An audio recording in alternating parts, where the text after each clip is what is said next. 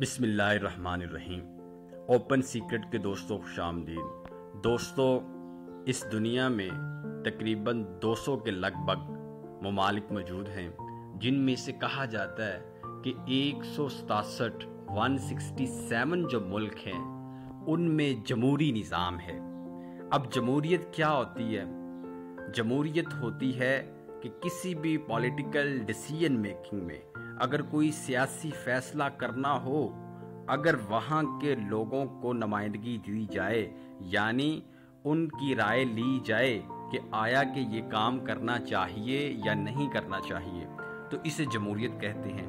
اس کی جو detail discussion ہے ہم نے پچھلی ویڈیو میں کی ہے، میں لنک دے دوں گا ڈسکرپشن میں، آپ جا کے دیکھ لیجئے گا۔ تو جمہوریت کے لیے کسی بھی ملک میں نافذ کرنے کے لیے کچھ کنڈیشنز، کچھ شرائط ان کو دیکھنا پڑتا ہے۔ وہ سب سے پہلی جو چیز کسی ملک میں، علاقے میں جمہوریت کے نفاذ کے لیے ضروری ہے وہ ہے ٹالرنس۔ اب ٹالرنس کیا ہے؟ برداشت۔ دیکھیں، جمہوریت کا مطلب کیا ہے؟ جمہوریت کا مطلب یہ ہے کہ ڈائیورس ویوز آئیں گے، ہر بندے کا جو نقطہ نظر ہے وہ مختلف ہوگا چیزوں کے بارے میں۔ اگر کسی ملک کے جو قوم ہے وہ ان میں تحمل برداشت نہیں ہوگا تو وہ ایک دوسرے کی بات کو برداشت نہیں کریں گے، اور جس سے انارکی اور ظلم و زیادتی اور وائلنس کریٹ ہوگا۔ تو اگر تو برداشت نہیں کسی قوم میں تو وہاں جمہوریت نہیں چل سکتی۔ اکثر یہ سمجھا جاتا ہے کہ شاید جمہوریت کو خطرہ جو ہے وہ اسٹیبلشمنٹ وغیرہ سے ہوتا ہے۔ عموماً یہ جو ڈیولپڈ کنٹریز ہیں ان میں، اور بالخصوص جو یہ تھرڈ ورلڈ کنٹریز ہیں جس میں پاکستان، انڈیا، بنگلہ دیش، سری لنکا، ان میں کہا جاتا ہے کہ ایسا ہوتا ہے کہ جو اسٹیبلشمنٹ ہوتی ہے نا، وہ الیکشن کی بجائے جو حکومت ہے اس کی سلیکشن کرواتی ہے۔ یہ بھی ایک ایلیمنٹ ہے، لیکن یہ ٹالرنس بہت ضروری ہے۔ وہ عدم ٹالرنس کی وجہ سے پھر اس طرح کے جو اقدامات ہیں وہ کیے جاتے ہیں۔ دوسری چیز وہ ہے برابر سب کو اپرچونٹیز دینا۔ اگر تو کسی ملک میں ایسا ہے تو وہاں جمہوریت کو کوئی خطرہ نہیں کہ ہر بندے کو یہ حق حاصل ہے کہ وہ الیکشن لڑ سکتا ہے اور وہ ووٹ کاسٹنگ کر سکتا ہے۔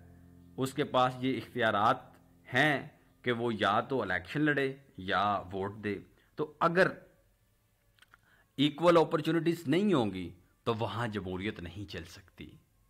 اور تیسری چیز وہ بہت ضروری ہے، وہ ہے معاشی برابری، اکانومک جسٹس۔ دیکھیں، اگر تو معاشی برابری نہیں ہے تو جو امیر لوگ ہوں گے وہ ایزیلی غریبوں کو ٹریپ کر لیں گے۔ ایک غریب بندہ ہے، اس کے پاس کھانے کے لیے فوڈ موجود نہیں ہے، اس کے پاس ضرورت کی اشیاء موجود نہیں ہیں، تو کوئی بھی اسے یہ ضرورت کی اشیاء مہیا کر کے تھوڑے بہت پیسے دے کے وہ اسے ووٹ لے لے گا۔ تو جمہوری جو پھر نظام ہے اس کا جو ٹرو اسپرٹ تھا وہ ادھر مسخ ہو جائے گا۔ تو اس کے لیے ضروری ہے اکانومک جسٹس۔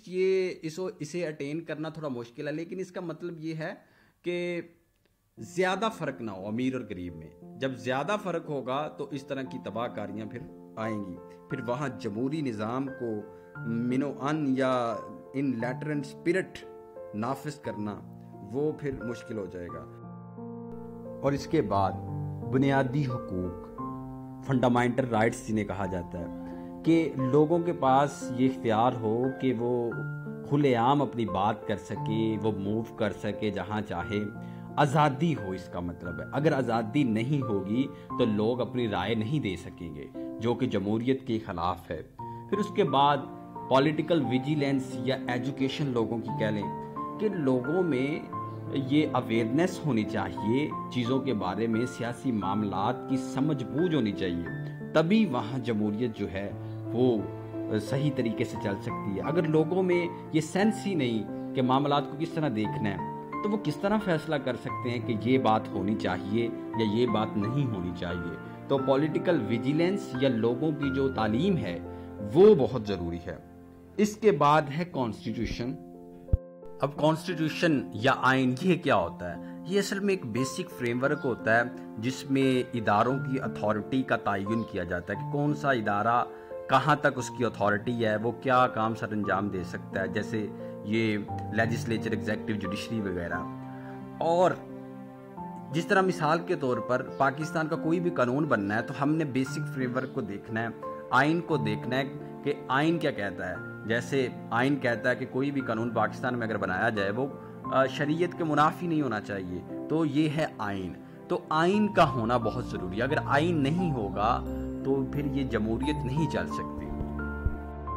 دوستو، اگر ویڈیو اچھی لگی ہے تو اوپن سیکرٹ کو سبسکرائب کریں، بیل آئیکن کو پریس کریں۔ ہم اس طرح کی انفارمیٹیو ویڈیوز آپ کے لیے لے کر آتے ہیں۔